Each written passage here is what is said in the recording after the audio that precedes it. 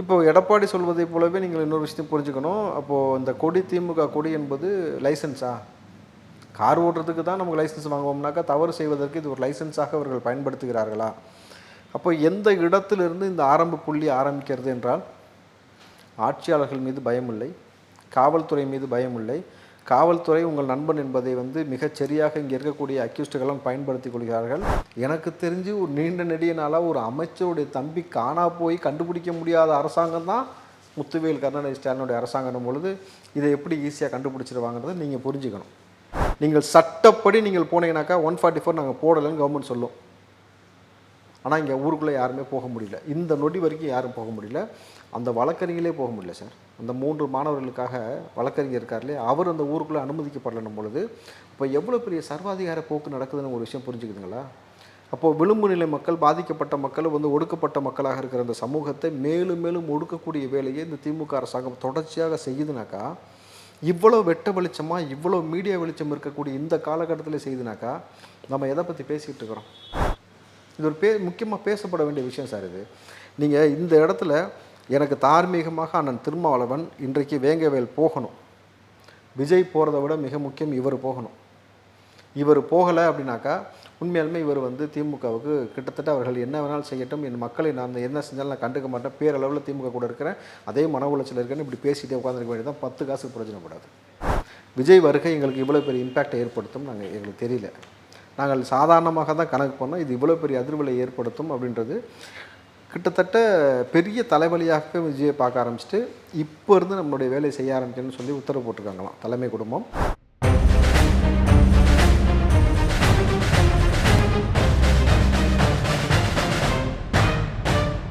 ரெட்ரோலுக்ஸ் நெஞ்சங்களுக்கு வணக்கம். நான் உங்கள் கார்த்திக். இன்றைய பொலிட்டிக்கல் பல்ஸ் நிகழ்ச்சியில் நம்மோடு இணைந்திருப்பவர் திரு ராவுத்தர் இப்ராஹிம் அவர்கள். வணக்கம் சார். வணக்கம் சார். எப்படி இருக்கீங்க? நலமாக இருக்கேன் சார். ஈசிஆர் ரோட்டில் நடந்த அந்த சம்பவம், பெண்களுக்கு நடந்த அந்த சம்பவம், அது பெரிய பேசு பொருளாக மாதிரி இருக்குது. கிட்டத்தட்ட 25ஆம் தேதி அன்று நடந்த ஒரு சம்பவம். ஒரு 4 நாட்களுக்கு பிறகு தான் அது பெரிய லைம்லைட்டுக்கே வருது அப்படின்னு சொல்லலாம். திமுக கொடி கட்டிய ஒரு காரில் ஒரு 4-5 இளைஞர்கள் நினைக்கிறேன், 8 பேரோ அதில் எஃப்ஐஆரில் சொல்லியிருக்கிறது 8 பேர் அப்படின்றது சொல்லியிருக்காங்க. அங்கே வந்த பெண்களை பயமுறுத்துகிற மாதிரியான சில வேலைகள்லாம் ஈடுபட்டிருக்காங்க. அதுக்கான வீடியோ எல்லாருமே மக்கள் பார்த்துருப்பாங்க. அப்படின்னும்போது என்ன நடந்தது அப்படின்றது ஒரு கேள்வி இருக்குது. இன்னொரு பக்கம் சொல்கிறது வேறையாகும், காவல்துறை அதிகாரிகள் சொல்கிறது வேறையாகும், அந்த பெண்கள் சொல்வது வேறையாகவும் இருக்குது. என்ன நடந்தது இந்த விஷயத்தில்? முதல்ல தியாகிகளை பற்றி பேச ஆரம்பிக்கிறோம் இல்லைங்களா? என்ன நடந்துச்சுன்று நான் தெளிவாக சொல்லிடுறேன். தியாகிகளை பற்றி பேசுவதற்கு முன்பாக சில விஷயங்களை குறிப்புகளை பேசினா நல்லாயிருக்கும் சார். இந்த ஸ்டாலின் அவர்களால் இந்த காவல்துறை முழுக்க முழுக்க இயக்கப்படுகிறது. இந்த காவல்துறையால் தியாகிகள் என்று கண்டறியப்பட்டு அரசு செய்யப்படாமல் இருக்கக்கூடிய நபர்கள் முதல் தியாகி இர்ஃபான், அண்ணா யூனிவர்சிட்டியில் யார் அந்த சார்னு இருக்கக்கூடிய பல தியாகிகள், கோட்டூர்புரத்தில் கொலை செய்யப்பட்ட தியாகிகள், கோர்ட்டுக்கு வாசலில் கொலை பண்ணியிருக்காங்கல்ல, வெட்நாயில், அவங்கெல்லாம் தியாகிகள் சார். கல்லூரியில் கஞ்சா வித்தவன் தியாகி, ஏரியா கவுன்சிலர் புருஷன் எல்லாமே தியாகி, கள்ளச்சாராயம் விற்பவர்கள் கள்ளச்சாராய மரணத்தை நிகழ்த்தி காட்டிய 68 பேர் கள்ளச்சாராய மரணத்தில் இறந்தாங்கல்ல, இதை விற்ற கண்ணுக்குட்டியிலேருந்து பல நபர்கள் தியாகிகள், போதைப் பொருள் விற்ற நபர்கள், அந்த லிஸ்ட்டில் பல தியாகி இருக்காங்க. தலைமை தியாகி ஜாஃபர் சாதிக் என்று விரைவில் அறிவிக்கப்படுவார். கனிம வள கொள்ளைக்கு மிக முக்கியமாக இருக்கக்கூடிய பல தியாகிகள் இருக்கிறாங்க, பல குரூப்கள் இருக்குது. இப்போ 6வது குரூப்புன்னு சமீபமாக ரொம்ப கரிகாலன் குரூப்புக்கு பிறகு ஒரு தியாகி குரூப்னா 6வது குரூப்பு, நம்ம ஜவஹர் அலியை கொலை செஞ்ச ஒரு குரூப் இருக்குல்ல, அந்த தியாகிகள், மணல் திருடும் தியாகிகள்லாம் அந்த லிஸ்ட்டெலாம் வந்துடுவாங்க. அப்புறம் பார்த்தீங்கன்னாக்கா மிக முக்கியமான தியாகி, தலைமை தியாகியாக 10 ரூபா அண்ணன் செந்தில் பாலாஜி ஒரு மிகப்பெரிய தியாகியாக அரசாங்கத்தால் சொல்லப்பட்ட நபராக இருக்கிறார். அண்ணா நகர் பெண்கள்கிட்ட அந்த பாலியல் வழக்கில் பல தியாகிகள் இருக்கிறாங்க. இப்போ இந்த திமுக கொடி கட்டிய அந்த வரிசையில் வந்த தியாகிகள் தான் இந்த தியாகிகள். மொத்தம் 8 பேர். அதில் 2 காரு பல சாரு சார். எத்தனை பேர்ன்றதை அவங்க தான் சொல்லணும். இதுதான் யதார்த்தமான உண்மை. ஆனால் இப்போது எடப்பாடி சொல்வதைப் போலவே நீங்கள் இன்னொரு விஷயத்தையும் புரிஞ்சுக்கணும். அப்போது இந்த கொடி திமுக கொடி என்பது லைசென்ஸா? கார் ஓட்டுறதுக்கு தான் நமக்கு லைசென்ஸ் வாங்குவோம்னாக்கா, தவறு செய்வதற்கு இது ஒரு லைசென்ஸாக அவர்கள் பயன்படுத்துகிறார்களா? அப்போ எந்த இடத்திலிருந்து இந்த ஆரம்ப புள்ளி ஆரம்பிக்கிறது என்றால், ஆட்சியாளர்கள் மீது பயமில்லை, காவல்துறை மீது பயமில்லை, காவல்துறை உங்கள் நண்பன் என்பதை வந்து மிகச் சரியாக இங்கே இருக்கக்கூடிய அக்யூஸ்டுகளும் பயன்படுத்தி கொள்கிறார்கள். ஞானசேகரன் உட்பட அதுக்கான உதாரணமாக இருக்கிறார்கள் பொழுது, நீங்கள் ஒரு விஷயத்தை பிராண்டாக கிராண்டாக செஞ்சாக்கா அதுக்கான எக்ஸ்போஸே வேறு மாதிரி இருக்கும் அப்படின்றது தான். நீங்கள் பார்த்தீங்கன்னாக்கா சர்வதேச லெவலில் வந்து நீங்கள் வந்து மெத்து கடத்தினாக்கா அது வேறு லெவலில் உங்களை ட்ரீட் பண்ணுவாங்க. தமிழ்நாடு முழுக்க நீங்கள் வந்து பாட்டிலுக்கு 10 ரூபா வாங்கினாக்கா அதை வேறு லெவலில் ட்ரீட் பண்ணி தியாகியாக மாற்றுவாங்க. ஸோ இந்த மாதிரியான விஷயங்களில் நீங்கள் அடுத்த பரிமாண வளர்ச்சி அடையக்கூடிய, தமிழ்நாடை முன்னேற்ற பாதையில் அழைத்து கொள்ளக்கூடிய வேலையை தான் இன்றைக்கு தியாகிகள், அபிமானிகள், அனுதாபிகள் செய்து கொண்டிருக்கிறார்கள் பொழுது, ஸ்டாலின் அவர்கள் என்ன செய்து கொண்டிருக்கிறார்? இந்த விஷயம் இவ்வளோ சென்சிட்டிவாக போகுது. அண்ணா யூனிவர்சிட்டி விவகாரத்துக்கும் பேச மாட்டீங்க.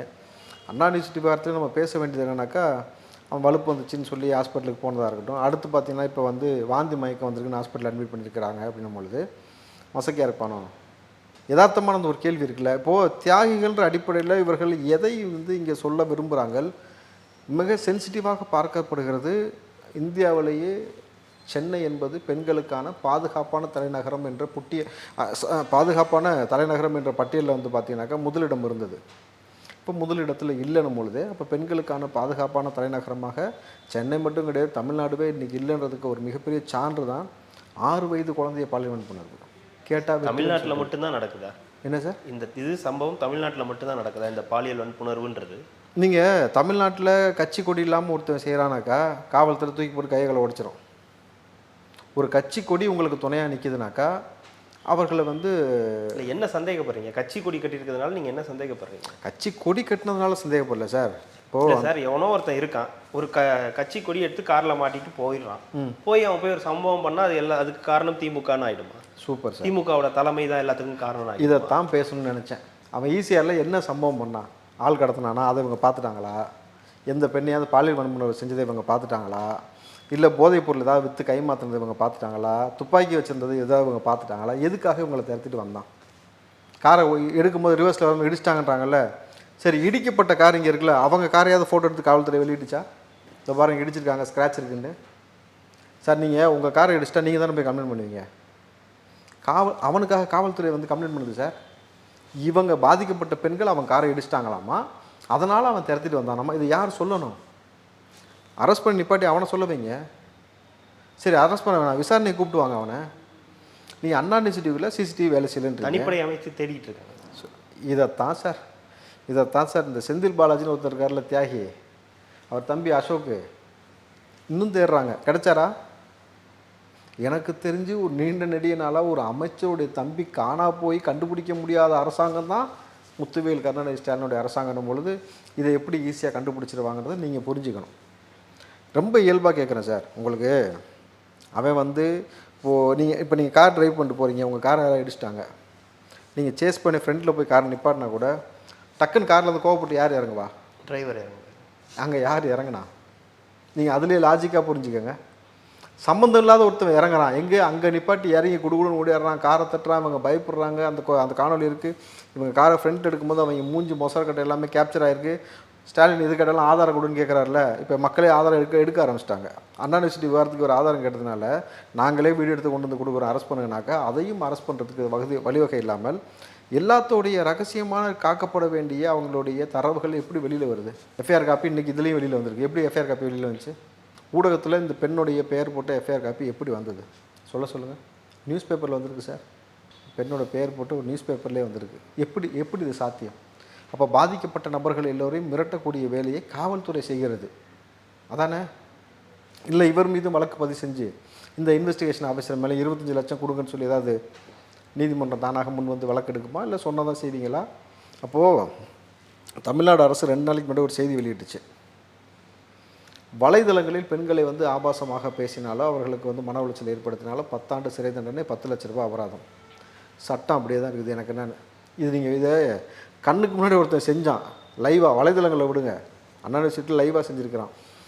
இவன் கூட வந்தால் இன்னொரு திருப்பூரை சேர்ந்த நபரை அரெஸ்ட் பண்ணல, காரில் வந்து சாரை அரெஸ்ட் பண்ணல, இங்கே இந்த நபரை அரெஸ்ட் பண்ணலை, இந்த நபர்களுக்கு கூட இந்த 8 பேரையும் அரெஸ்ட் பண்ணலை. உங்களுக்கு முகம் கிடச்சிருக்கு, நீங்கள் நேரம் வந்து எங்கெங்கெல்லாம் போயிருக்க வண்டின்ற விஷயத்தை வந்து எடுத்துருக்க முடியும் பொழுது எதையுமே செய்ய மாட்டேன்.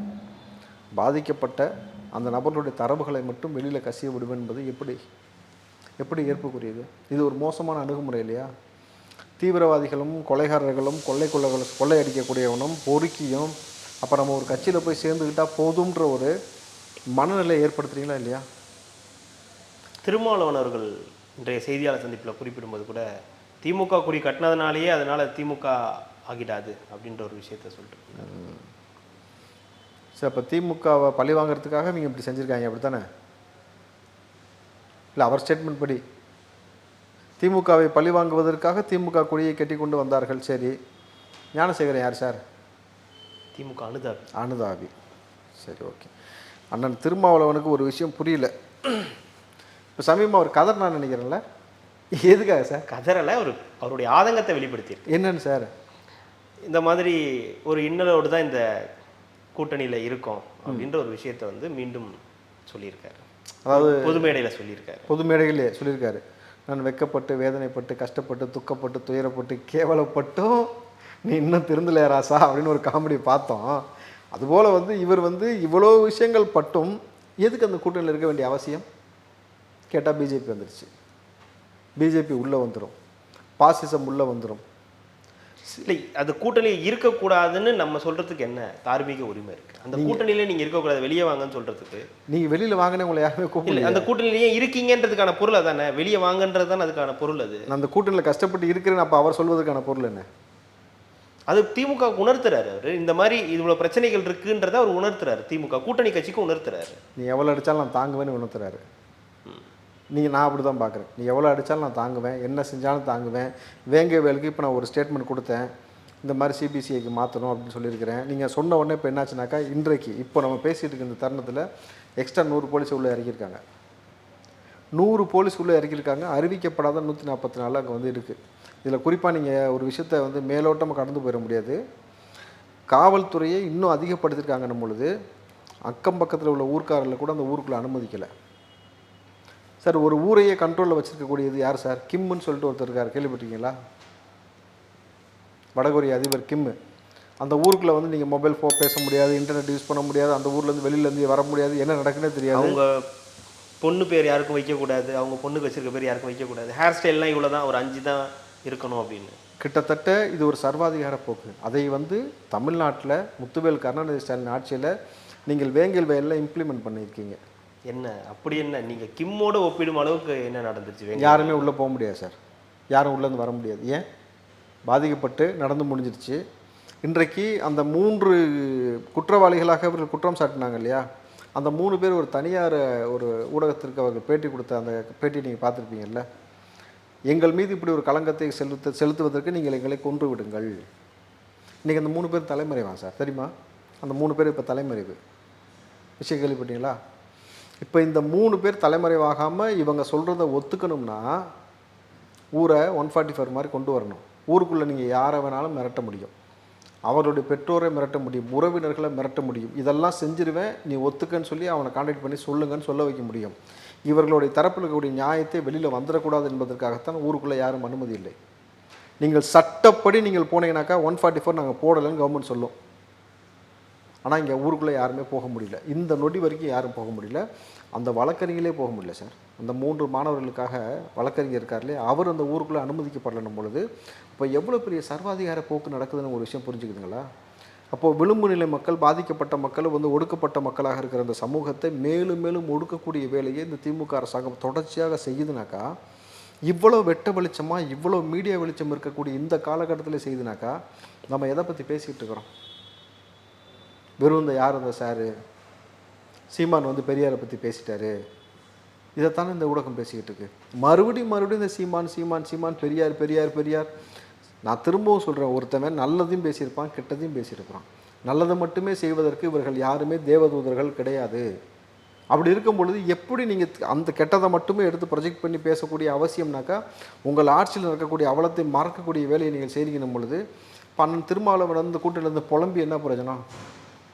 நீங்கள் வெளியில் வரணும். நான் என்ன கேட்குறேன் சார், நேர்மையாக இருக்கக்கூடிய அண்ணன் திருமாவளவன் வேங்க வேலைக்கு இப்போ போக சொல்லுங்கள், இப்போ போக சொல்லுங்கள். நான் ஒத்துக்கிறேன், திருமாவளவன் வந்து இந்த கூட்டணியில் அழுத்தத்தில் இருக்கிற திமுகவுக்கு அழுத்தம் கொடுக்குறாருனாக்கா அறத்தின் பால் நின்று பாதிக்கப்பட்ட அந்த எந்த சமூகம்னு உங்களுக்கு தெரியும், யாரை ஒடுக்கியிருக்காங்கன்னு சொல்லி தெரியும். சிபிஐக்கு மாற்ற சொல்லியிருக்கீங்க, ஏன் நீங்கள் போல இப்போ சார் இந்த நேரத்தில் தானே சார் நீங்கள் அரணா நிற்கணும். உண்மையாலுமே நீங்கள் வந்து இந்த கட்சி எதுக்காக நடத்துறீங்க, என்ன கோட்பாடு நடத்துறீங்க, அம்பேத்கரிசத்தை உள்வாங்கியிருக்கீங்கன்னா நீங்கள் வேங்கவேலுக்கு போயிருக்கணுமா, போயிருக்க கூடாதா? ஏன் போல? திருமாவளவனுக்கு உள்ள அனுமதி கிடையாது தெரியுமா உங்களுக்கு? எங்கள் தைரியமான ஆளு போக சொல்லுங்கள் அவரை. போனால் என்ன பண்ணிடுவாங்க? போனால் என்ன பண்ணிடுவாங்க? போய் உள்ளே இருக்கக்கூடிய ஃபேக்டை கொண்டு வர சொல்லுங்கள் சார். எதுக்கு 144 மாதிரி போட்டு வச்சுருக்கிறீங்கன்ற விஷயத்தை அவர் பேச சொல்லுங்கள். ஏன் போக மாட்டுறாரு? ஏன் போகல? எனக்கு யதார்த்தமான கேள்விக்கு பதில் சொல்ல சொல்லுங்கள். ஏன் போகல? இன்றைக்கி இந்த பிரச்சனை பூதாகரமாக ஆயிடுச்சு. சிபிஐக்கு மாற்றணும்னு சொல்கிறீங்க. நீங்கள் ஒரு கட்சியின் தலைவராக இருக்கீங்க. அந்த ஒடுக்கப்பட்ட சமூகத்தை வந்துருக்கு அவர்களுக்கு அரணா நிற்கிறேன்னு சொல்கிறீங்க. அம்பேத்கரிசத்தை உள்வாங்கியிருக்கீங்க. இந்த மாதிரி அடக்குமுறையை செய்யக்கூடாதுன்னு சொல்கிற நீங்கள் ஏன் போகல? ஏன் ரஞ்சித் போகல? ட்விட்டரில் மட்டும் போட்டுட்டு உட்காந்துருக்கீங்க. ரஞ்சித் போகலாம்ல? நீங்கள் தானே வந்து ஆனா ஓனா அப்படி படம் எடுக்கிறீங்க. இன்றைக்கி வெற்றிமாறன் கூட ஒரு இயக்கத்தில் ஒரு படம் வந்திருக்குன்னு சொல்லி அது ஒரு சர்ச்சை போயிட்டு பார்த்தீங்களா? பேட் கேர்ள் வரப்போகுதுன்னு நினைக்கிறேன். என்ன அதெல்லாம் கேவலமாக ஒரு விஷயத்த ஒரு குறிப்பிட்ட சமூகத்தை ஏன் அப்படி காட்டணும்? ஃபெமினிசம்ன்றதை பற்றி வந்து பேசக்கூடிய அவசியம்னா பெண்கள் அவங்களுடைய சுதந்திரத்தை அவர்கள் முடிவு செய்து கொள்ளட்டும். இந்த சமூகத்தில் வாழக்கூடிய பெண்கள் இப்படி இருக்கிறாங்கன்ற மாதிரியான ஒரு காட்சி அமைப்பு ஏன் வைக்கணும்? அதில் இன்னொரு விஷயம், அந்த பொண்ணு வந்து என் இஷ்டத்துக்கு யார் கூட வேணால் நான் உடல் உறவு வச்சுப்பேன் அப்படின்ற மாதிரியான ஒரு காட்சி அமைப்பெல்லாம் வரதாக அங்கே ட்ரெயிலரில் காட்டப்படுகிறது. இதை தாண்டி தாய் கண்டிச்சா தாயை மிரட்டுற மாதிரி ஒரு காட்சி சார். நான் சூசைட் பண்ணிப்பேன். இது எதை நீங்கள் கற்றுக் கொடுக்க விரும்புகிறீங்க பிள்ளைங்கள்ட்ட? இப்படி பெற்றவங்களை மிரட்டினாக்கா அவங்க அடிபணிஞ்சு போயிடுவாங்க பாசத்தினால, நீங்கள் என்ன வேணால் செய்யலாம்ன்றையா மாதிரியா? இதே இந்த சமூகத்தை சார்ந்த நபர்கள் அவர்கள் சமூகத்தை சார்ந்த பெண்களே இப்படி செஞ்சுருக்காங்கன்னு ஏன் காட்சிப்படுத்த முடியுமா உங்களால்? இந்த சமூகம் அந்த சமூகம், இந்த பிரச்சனை அந்த பிரச்சனை, இவ்வளவு மலிவான ஒரு கேவலமான ஒரு சாதி அரசியலுக்குள்ளேயே நம்ம போகணுமா? இது ஒரு முக்கியமாக பேசப்பட வேண்டிய விஷயம் சார். இது நீங்கள் இந்த இடத்துல எனக்கு தார்மீகமாக அண்ணன் திருமாவளவன் இன்றைக்கு வேங்கவேல் போகணும். விஜய் போகிறத விட மிக முக்கியம் இவர் போகணும். இவர் போகலை அப்படின்னாக்கா உண்மையாலுமே இவர் வந்து திமுகவுக்கு கிட்டத்தட்ட அவர்கள் என்ன வேணாலும் செய்யட்டும், என் மக்களை நான் என்ன செஞ்சாலும் நான் கண்டுக்க மாட்டேன், பேரளவில் திமுக கூட இருக்கிறேன், அதே மன உளைச்சல் இருக்கேன்னு இப்படி பேசிகிட்டே உட்காந்துருக்க வேண்டியதான். 10 காசுக்கு பிரயோஜனப்படாது. நமக்கு இது யாருக்குமே யூஸ் ஆகாது சார். நானாக இருந்திருந்தால் அவருடைய பொறுமை வந்து ஏதோ ஒரு விஷயத்தை வந்து பண்ணும் அப்படின்ற ஒரு எதிர்பார்ப்பு அவங்களுக்கு இருக்கலாம் இல்லையா? ஏதோ ஒரு காரணத்திற்காக ஒரு பொறுமையாக இருக்காருன்னு சொல்ல முடியாதா சார்? உங்களை சார் ஒரு 3.5 வருட காலமாக அவரே சொல்கிறார், அவர் ஒன்றும் விமர்சிக்கக்கூடாத ஆட்சியெல்லாம் இல்லை. 3.5 வருட காலம் வந்து இந்த திமுக ஆட்சியில் நல்லது மட்டுமே நடந்திருக்கலாம் நான் சொல்ல விரும்பல. நிறைய பிரச்சனைகள் இருக்குது, நடந்திருக்கு. அதையும் தாண்டி இந்த கூட்டணி நீடிக்க காரணம் இருக்குது அப்படின்ற ஒரு விஷயத்த சொல்கிறாருன்னா அப்போ நம்ம புரிஞ்சுக்கணும் இல்லையா? ஏதோ ஒரு காரணம் இருக்குது. என்ன காரணம் அவர் சொல்லுவது? ஒடுக்கப்பட்ட இந்த பாதிக்கப்பட்ட சமூகம் வந்து மேலே வரணும், இந்த பாசிசம் உள்ளே வந்து நம்மளை வந்து பந்தாடக்கூடாது என்பதற்காகத்தான். பாசிசம் போல் வந்து இன்றைக்கு திமுக வந்து ஒடுக்கப்பட்ட சமூகத்தை நசுக்குதுன்னு பொழுது அப்போ தான் நீங்கள் அங்கே போய் நிற்கணும். நீங்கள் திமுக எதிர்த்து கேள்வி கேளுங்க, கேட்காம போங்க, எனக்கு பிரச்சனை கிடையாது. நீங்கள் வேங்கவேலுக்கு போயிருக்கணுமா, போயிருக்க கூடாதா? இந்த நேரத்தில் அந்த குடும்பத்தை பார்த்து ஒரு ஆறுதலாக ஒரு 4 வார்த்தை பேசியிருக்கணுமா, பேசிக்க கூடாதா? நான் உங்களுக்கு அரணா நிற்கிறேன்னு சொல்லியிருக்கணுமா, சொல்லியிருக்க கூடாதா? நான் ஸ்டாலின்கிட்ட பேசுகிறேங்க, நேரடியாக நான் பேசக்கூடிய அந்த இடத்துல தான் நான் இருக்கிறேன். இதுக்கு மேலே இல்லை சார். அங்கே நேரடியாக போகிறதை தாண்டி அவர் இல்லை, அவர்கள் செய்யலை, இதை நீங்கள் சிபிஐக்கு மாற்றுங்க அப்படின்ற ஒரு விஷயத்தை அவர் வலியுறுத்துறாருல சார். நீங்கள் பூர்ண மதுவிலக்குக்காக வெல்லும் சன்னாயகம் மாநாடுன்னு ஒன்று போட்டாங்க. கடைசியில் இவர் போட்டு நான் ஸ்டாலினை தான் கண்டிக்க போகிற மாதிரி ஆரம்பித்து கண்டித்தது கடைசியில் பார்த்தீங்கன்னா மோடியை. இந்தியா முழுக்க பூர்ண மதுவில் கொண்டு வாங்கணும். 10 காசுக்கு பிரயோஜனப்பட்டுச்சா? நீங்கள் அந்த மாதிரியான கிட்டத்தட்ட அந்த சினிமேட்டிக் ட்ராமாலாம் இங்கே பண்ணக்கூடாது. நேரடியாக இந்த பிள்ளைகள் பாதிக்கப்பட்டிருக்கிறார்கள். அவர்கள் சொல்வது என்னன்னாக்கா, இந்த 2.5 வருஷத்துக்கு முன்னாடியே எங்களை வந்து ஒத்துக்க சொல்லி கேட்டாங்க. யாரை ஒத்துக்க சொல்லி கேட்டு கட்டாயப்படுத்துனாங்களோ அவங்களே குற்றவாளி ஆக்கியிருக்காங்கன்னு பிறகும் நீங்கள் அந்த ஸ்பாட்டுக்கு போகாமல் உட்காந்துட்டு இங்கே வந்து என்ன நான் ரொம்ப மன உளைச்சல் இருக்கிறேன்னு சொல்லி பேசுகிறது யாருக்கு பிரயோஜனம்? அப்போ திமுகவை பார்த்து உங்களுக்கு பயமா? திமுகவை பார்த்து பயமா? ஆமாம். அத்துமீறு, அடங்கமறு, திருப்பி அடி, திமிரி எழு, இதெல்லாம் வந்து உங்களுக்கு நீங்களே பேசிக்கிறது இல்லையா? வெளில திருமாவளவன் பயப்படக்கூடிய தலைவர்னு நீங்கள் நினைக்கிறீங்க? நிச்சயமாக பயப்படுறாரு சார். யாருக்கு பயப்படுறாரு? திமுகவுக்கு பயப்படுறாரு. அவருக்கு திமுகவுக்கு பயப்பட வேண்டிய என்ன அவசியம் இருக்குது? அப்போ அவர் ஒரு தனி கட்சி, அவர் அங்கீகரிக்கப்பட்ட ஒரு தனி கட்சியாக செயல்படுறாரு சார். அவர் ஏன் சார் பயப்பட? இப்போ வேலுக்கு போங்க, ஏன் போல? அது நீங்கள் கேள்வியாக வைக்கலாம். வேலுக்கு போங்கன்றத கோரிக்கையாகவும் கேள்வியாகவும் வைக்கலாம். பயப்படுறீங்கன்ற சொல்கிறதுல ஒரு இது இல்லை. பயம் இல்லைன்றதுக்காக நான் எப்படி சொல்லலாம்னாக்கா, விவசாயம் மீது குண்ட சட்டம் போட்ட பொழுதும் கடுமையான எதிர்வினை ஆற்றப்படவில்லை. பெருவெள்ளத்தில் போன முறைக்கு முந்தின முறை பெருவெள்ளத்தில் மக்கள் பாதிக்கப்பட்ட பொழுது மிக மோசமான சூழல் எழுந்தபோது கடுமையான எதிர்வினை ஆற்றவே இல்லை. இந்த சமூகத்தில் வந்து சாதி ரீதியாக அடக்குமுறைகள் தொடர்ச்சியாக நடக்கும் பொழுது எதிர்வினை ஆற்றப்படவில்லை. கோயில்கள் பூட்டப்பட்ட பொழுது எதிர்வினை ஆற்றப்படவில்லை. விவசாய நிலங்கள் கையகப்படுத்த பொழுது எதிர்வினை ஆற்றப்படவில்லை. விவசாய நிலத்தில் புல்டோசரை விட்டு இறக்கிட்டு இருக்கான். போன முறை நீங்கள் இறக்குனப்போ பாட்டாளி மக்கள் கட்சி வந்து போராடிச்சு தெரியுங்களா உங்களுக்கு? இப்போ விவசாயிகள் பிரச்சனைக்கு அவர் வரும்பொழுது நீங்கள் வந்து சாதிய கட்சியா மக்களுக்கான கட்சியா? நீங்கள் மக்களுக்கான கட்சினாக்கா இந்த விஷயத்துக்கு நீங்கள் ஏன் போராடல? இன்றைக்கு முந்திரி காடுகள் நீங்கள் பார்த்துருப்பீங்களா சார்? கடலூரில் அந்த மக்கள் கண் முன்னாடியே முந்திரி காடை அழிக்கிறார்கள் புல்டோசர் வச்சு. இது எங்கே நடக்கும்? புல்டோசர் ஆட்சினாலே நமக்கு யார் சார் ஞாபகம் வரும்? யோகி ஆதித்யநாத். யோகியை மறந்து போகிற அளவுக்கு இங்கே புல்டோசர் ஆட்சி நடந்து கொண்டு இருக்கிறது. வயக்காட்டில் புல்டோசர் இருக்கிறீங்க, கண்ணுக்கு முன்னாடி திரும்ப திரும்ப பார்த்தீங்கன்னாக்கா ஃபேக்ட்ரி கொண்டு வருவதற்காக விவசாய நிலங்கள் அழிக்கப்பட்டதுனாக்கா இன்றைக்கு முந்திரி காடுகள் அழிக்கப்படுகிறது. அப்போ அந்த பசுமை வாய்ந்த முந்திரி காடை அழிச்சிட்டு ஒரு அழகான ஒரு நிலப்பரப்பில் ஃபேக்ட்ரி கொண்டு வருவது மூலமாக என்ன நடக்கும்? அந்த கழிவுகள் எங்கே போகும்? பூமிக்குள் செலுத்தப்படும். நிலத்தடி நீர் மாசுமாகும். கிட்டத்தட்ட அந்த காற்று மாசு ஏற்படும். மக்களுக்கு அங்கே பெரிய சுகாதாரமின்மை ஏற்படும். எல்லாத்தையுமே நீங்கள் இயற்கைக்கு மாறாக செயல்படும் பொழுது நிச்சயமாக இயற்கை நீங்கள் அழிச்சிங்கன்னா இயற்கை உங்களை அழிக்கும் சார். தொழிற்சாலைகள் எங்கே கொண்டு வரணும்? எங்கே கொண்டு வரணும்? ஊருக்கு வெளியில் கொண்டு வரணும். நீங்கள் நிலப்பரப்பு மண் சார்ந்த அந்த பகுதிகள் பாதிக்கப்படாத வண்ணம் கொண்டு வரணும். சரி, நான் கேட்குறேன் சார், நீங்கள் தொழிற்சாலை எங்கே கொண்டு வரணும்னு கேட்குறீங்களா? எனக்கு ஒரு ஏரி, எனக்கு ஒரு குளம், எனக்கு ஒரு சதுப்பு நிலம், எனக்கு ஒரு விவசாய பூமி அரசாங்கம் உருவாக்கி கொடுக்க சொல்லுங்கள். கொடுத்துட முடியுமா? நான் காசு தரேன். அரசாங்கம் நீ அதானே என்கிட்ட சொல்கிற, நான் உனக்கு காசு தரேன்ட்டு. நான் உனக்கு காசு தரேன். எனக்கு இத்தனை கிலோமீட்டரில் ஒரு ஏரியை கொண்டு வா, இவ்வளோ பெரிய சதுப்பு நிலத்தை கொண்டு வா. கொடுக்க முடியுமா? அப்போது உங்களால் உருவாக்க முடியாத விஷயத்தை நீங்கள் அழிக்கிறீங்கனாக்கா இயற்கைக்கு எதிராக செயல்படுறீர்கள். நிச்சயமாக அந்த இயற்கை உங்களை அழித்தே தீரும் சார். அழிக்கும், நிச்சயமாக அழிக்கும். நீங்கள் எதிர்காலத்தில் பாருங்கள், வேலைச்சேரில் நீங்கள் கேட்ட கேள்வி எல்லாருமே. சமீபத்தில் தான் விழுப்புரமில் ஸ்டாலின் அவர்களுடைய அந்த நடைப்பயணம் பிரச்சாரம்லாம் கூட, பிரச்சாரம்னு சொல்ல முடியாது, அங்கே மக்களோடு வந்து சந்தித்து பேசினார். வன்னியர்களுக்கு வந்து வன்னியர்கள் எதிர்க்கலை அப்படின்ற அளவுக்கு அது பேசப்பட்டுச்சு. அது பேசப்படல சார். மெயினாக எதை பேசப்படுற மாதிரி செஞ்சாங்க தெரியுமா? அப்பா அப்பா அது நடந்தது, அதுவும் நடந்தது, நடத்தப்பட்டது. இந்த விஷயம் கூப்பிட்டது நடத்தப்பட்டதா? திட்டமிட்டு நடத்தப்பட்டது. அது ஏன் சார் திட்டமிட்டு நடத்தப்படும்? சரி, அப்போ இயற்கை நடந்துச்சுல. சரி, பெண்கள் அப்பா அப்பான்னு ஏன் ஸ்டாலினை பார்த்து கத்துனாங்க? அதை செய்தி சேனல் ஒருத்தன் போட்டான் சார். எனக்கு அதுதான் வந்து தந்தி தொலைக்காட்சி தான். நான் தைரியமாக சொல்கிறேன், ஒன்றும் எனக்கு பிரச்சனை கிடையாது. முதல்வர் ஸ்டாலினை பார்த்தவொடனே வெறி கொண்டு அப்பா அப்பா என்று கத்திய பெண்கள். என்னடா வெறி கொண்டு? பாசத்தில் பாசத்தில் தானே போடணும். வெறி கொண்டுனா இல்லை, எனக்கு புரியலை. இந்த உலகத்துக்கே தெரியும் தந்தி டிவி எப்படி தம்ப்நெயில் வைக்கும், டைட்டில் வைக்கும். இல்லை சார், தம்ப்நெயிலுக்காக கிடையாது. ஒரு முதலமைச்சரை குறித்து நீங்கள் போடுறீங்க, பெண் பிள்ளைகள், சின்ன பெண் பிள்ளைகள் கூப்பிடக்கூடிய வார்த்தையில வெறி கொண்டு கத்தினாங்க. வெறி கொண்டு அது தப்பா போட்டாங்க. அதுவே செட்டப்ன்றீங்களா? கூப்பிட்டதே செட்டப் கிடையாது. எதுக்காக கூப்பிட்டுருக்காங்கன்னா, அப்பா எங்களுக்கு பாதுகாப்பு இல்லைன்னு சொல்றதுக்காக கூப்பிட்டாங்க. நீங்கள் அதையே கட் பண்ணீங்க. போட்டு காட்டுங்க பார்ப்போம் ஃபுல்லாக. இன்றைக்கி பெண்களை வந்து நீங்கள் வந்து உங்களுக்கு தேவைக்கு ஏற்ப போகிற ஒரு விளம்பரத்துக்காக பயன்படுத்த வேண்டிய அவசியம் என்ன? இன்ப நிதி இருக்கலாம், இன்ப நிதி, அந்த பையனுடைய சின்ன பிள்ளைங்க தான் அந்த பிள்ளைங்கள்லாம். இதுங்க எதுக்கு ஸ்டாலின் அப்பான்னு கூப்பிடுதுங்க? தாத்தான்னு கூப்பிடணுமா? யதார்த்தமான உண்மை அப்படி தானே கூப்பிடணும். அவங்க விருப்பம் சார். எப்போ இதெல்லாம் போய் நீ தாத்தான்னு கூப்பிடு, சித்தப்பான்னு கூப்பிடலாமா சார் சொல்லுவாங்க? உங்களுக்கு என்ன அப்பான்னு அப்படி கூப்பிட வச்சிருக்கேன்னு நான் சொல்கிறேன். எப்படி அந்த பிள்ளைங்க அவ்வளோ பெரிய மனுஷன் அப்பான்னு கூப்பிடுங்க? அவ்வளோ புரியல சார், என்ன சொல்ல வரீங்க நீங்கள்? எனக்கு சீரியஸாக புரியல. அவர் வயசானவர், அவர் தாத்தான்னு கூப்பிடுங்கன்னு சொல்கிறீங்களா, இல்லை அப்பான்னு கூப்பிடாதீங்கன்னு சொல்ல வரீங்களா? ஏன் அப்பான்னு கூப்பிட வச்சிங்கன்னு கேட்குறேன் நான். என்ன அப்பா சார், நீங்கள் ஒரு விஷயத்தை புரிஞ்சுக்கோங்க. தந்தை பெரியாரை தந்தையாக மாற்றணுமா?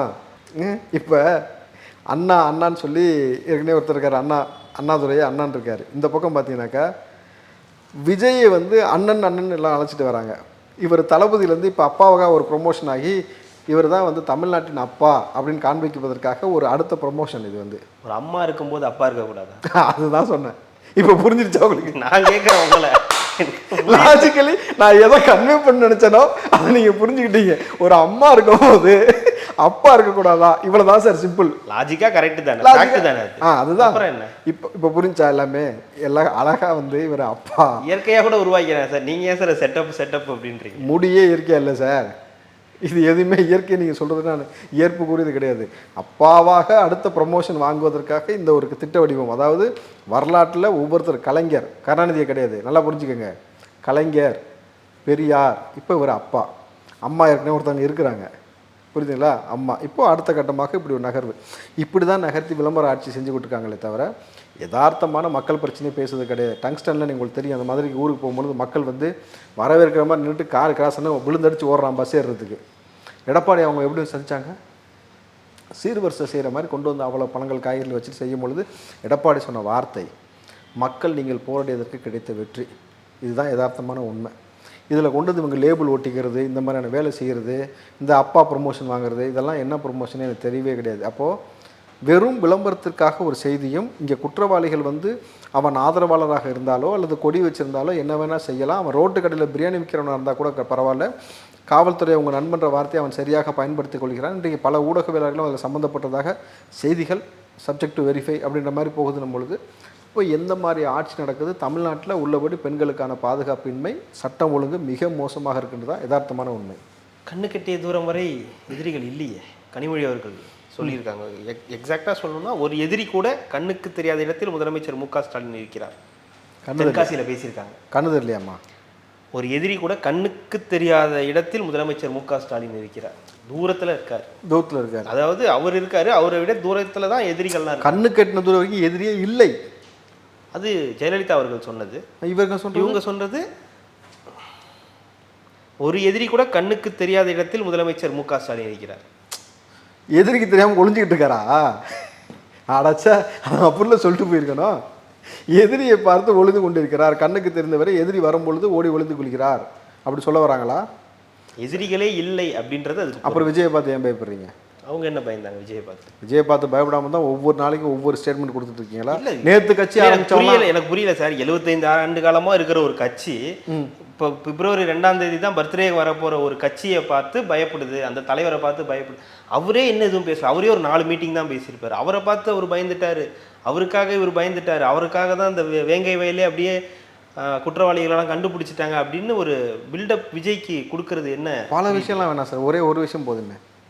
ஒரே ஒரு விஷயம், பரந்தூருக்கு போகும்போது அவ்வளோ ரெஸ்ட்ரிக்ஷன் போடும்போது தெரியல நீங்கள் பயந்துட்டீங்கன்னு. இது வரைக்கும் பரந்தூர் போன எந்த தலைவருக்கும் அந்த மாதிரியான கட்டுப்பாடு விதிக்கப்படவில்லை. பரந்தூருக்கு போன அத்தனை பேரும் நடிகர்கள் இல்லை சார். என்ன சார்? நடிகர் இல்லை யாரும். அப்போ பயந்தீங்களா பயப்பில்லையா?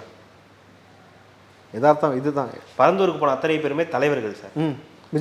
விஜய் நடிகர் பிளஸ் தலைவர். தலைவனாக இருந்த பிறகு தான் போனார். நடிகர் பிளஸ் தலைவர். அவர் இன்னும் நடிகராகவும் இருக்கார். அவரை பார்க்கறதற்கு இயல்பாகவே கூட்டம் கூடும் அப்படின்ற ஒரு காரணமாக கூட இருக்கலாம். ஏன் அந்த கூட்டம் உதயநிதி கூடலை? உதயநிதி நடிகர் தான். அவர் இவர்களுக்கு புகழ்பெற்ற நடிகர் இல்லை. கமலஹாசனுக்கு ஏன் கூடலை? கமலஹாசன் எங்கே பறந்து? உலக நாயகன். ஏன் அவர் கூடிச்சு? கூடலைன்றதுனால தான் பட்டம் வேணான்ட்டார். தெரியுமா உங்களுக்கு? எனக்கு யாரும் கூட்டம் கூட மாட்டாங்கப்பா, எனக்கு கேவலப்பட்டு போகுது. இன்றைக்கி ஒரு நடிகை கட்சி விட்டு வெளியே வந்திருக்காங்க தெரியுமா? வினோதினி. வினோதமாக இருக்கா? அந்த அம்மா அந்த கட்சியில் இருந்ததே முதல்ல யாருக்கும் தெரியல, வெளியே வந்ததுக்கப்புறம் தான் தெரியுது. இப்போது நீங்கள் சொல்லுங்கள், விஜயை பார்த்து உங்களுக்கு பயம் இல்லை என்றால், நான் நேற்று பேசின விஷயத்த சொல்கிறேன் சார். திமுகவுடைய சேர்ந்த மிக முக்கியமான நபர்களோட நான் பேசினது பர்சனலாக.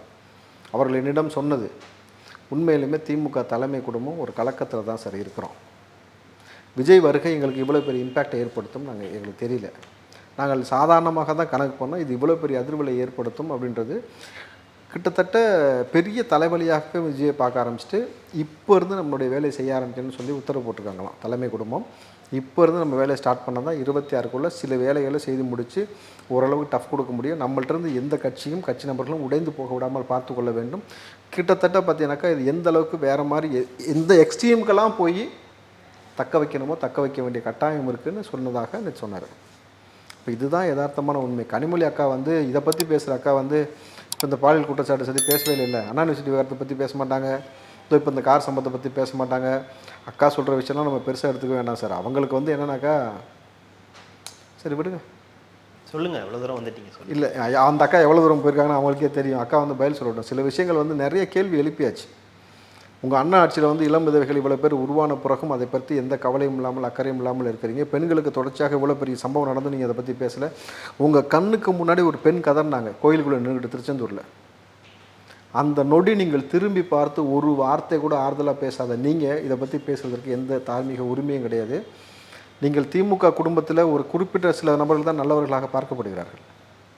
இந்த பிடிஆர்லாம் ரொம்ப நேர்மையான நபராக பார்க்கப்படும் பொழுது கனிமொழியை ஒரு ஆளுமை மிக்க ஒரு நல்ல தலைவராக தான் பார்த்தாங்க. கிட்டத்தட்ட கனிமொழியும் சொல்லுவாங்கள்ல கழுது தெரிஞ்சு கட்டருமான கதைன்ற மாதிரி கிட்டத்தட்ட அந்த அதிலே மூழ்கி ஊறி போய் இப்போ அவர்களும் வந்து பார்த்திங்கன்னா ஸ்டாலினுக்கு வந்து கிட்டத்தட்ட எப்படி புகழாரம் சூடுவது, எப்படி பேசுவது, என்ன செய்வது, இவ்வளோ தான்.